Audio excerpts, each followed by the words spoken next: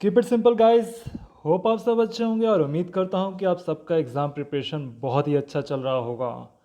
तो शुरू करते हैं पहले प्रश्न से। हमारा पहला प्रश्न है, अल्फ़ा अल्फ़ा क्या है? अल्फ़ा अल्फ़ा क्या है? ये एक घास है, जनजाति है, पशु है या नगर है, क्या है? तो ये एक घास है। इसका आंसर होगा ऑप्शन ए, ये एक प्रकार की घास है। Alpha alpha is and your answer is option A, a kind of grass. तो कुछ इस तरीके से अनोखे क्वेश्चन एमपीपीएससी कभी कभी पूछ लेता है। आप सब अब इसको तो हम कैसे अवेयर रहने के लिए कह सकते हैं, क्योंकि ये तो कहीं से उठा के पूछा लिया गया वाला क्वेश्चन है।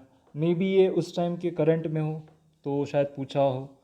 खैर, दूसरे प्रश्न की तरफ चलते हैं। हमारा दूसरा प्रश्न है, ओजोन परत को सर्वाधिक नुकसान पहुंचाने वाला प्रदूषक कौन है?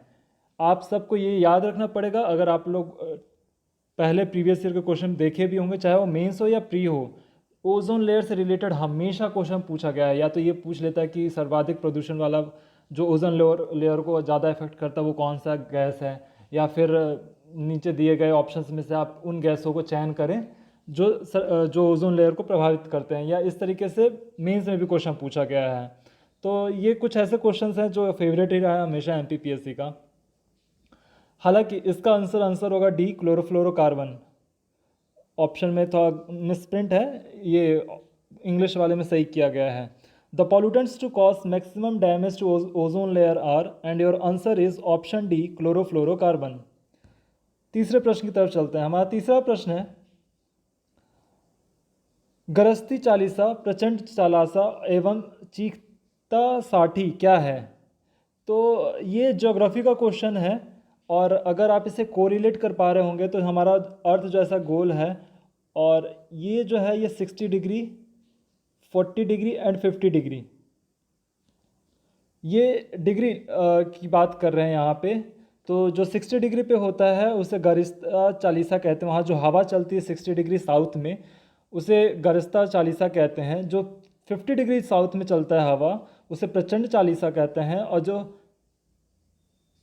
प्रचंड, हाँ, और जो जो 40 डिग्री पे चलता है उसको चीखता साठी बोलते हैं। तो इस तरीके से ये रहता है। इसका आंसर होगा ऑप्शन डी, प्रशांत महासागर धराएं में। मतलब ये प्रशांत महासागर का, सॉरी, इसका नहीं नहीं, प्रशांत महासागर तो पूरे साउदर्न हेमिस्फीयर में नहीं है ना। तो इसका आंसर होगा ऑप्शन बी, दक्षिण गोलार्ध में पश्चिमी पवनें, मतलब जो हवा बहती है साउदर्न हेमिस्फीयर में। उसी तरीके से what are roaring forties for furious fifties and shrinking sixties, and your answer is option B, westerlies in southern hemisphere. तो ये बहुत कॉमन क्वेश्चन है ज्योग्राफी से। जो भी ज्योग्राफी का आप जीएससी लियान या कोई भी अन्य बुक रेफर कर रहे होंगे तो उसमें आपको ये क्वेश्चन, मतलब इस कंसेप्ट के बारे में आपको पता चल जाएगा। बहुत ही बेसिक क्वेश्चन था।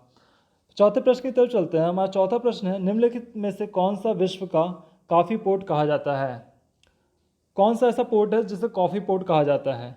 तो आप सबको पता होगा कि ये तो ब्राज़ील है, बट हाँ, यहाँ पे क्या क्वेश्चन आया है कि पोर्ट का नाम बताएं। अब आप चारों में से आपको पता करना पड़ेगा कि ये कौन सा पोर्ट है, क्योंकि चारों, जैसे कि आपको लग रहा हो कि ब्राज़ील में है, पर ब्राज़ील में कौन सा पोर्ट है? तो वो उसका आंसर होगा answer B, option B, CentOS.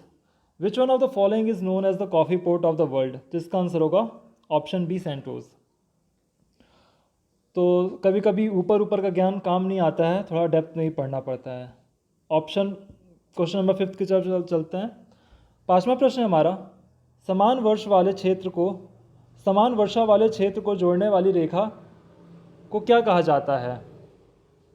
तो ये भी ज्योग्राफी से रिलेटेड क्वेश्चन है। इसका आंसर होगा ऑप्शन बी, आइसोयाट।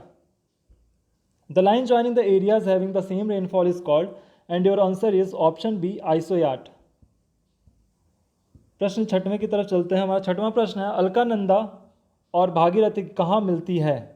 तो ये तो सबको पता होगा, मैक्सिमम को पता ही होगा कि ये देवप्रयाग में उनका मिलन होता है।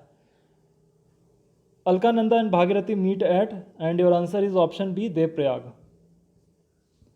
सातवें प्रश्न की तरफ चलते हैं। निम्नलिखित में से किस राज्य में सबरीमाला स्थित है? तो सबरीमाला से रिलेटेड कई बार क्वेश्चन पूछा, इनफैक्ट यूपीएससी में भी ये क्वेश्चन आया हुआ है।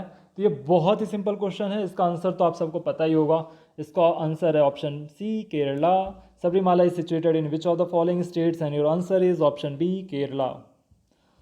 आठवें प्रश्न की तरफ चलते हैं। हमारा आठवां प्रश्न है, भारत के किस राज्य की सीमा नेपाल, भूटान और चीन तीनों देशों से मिलती है?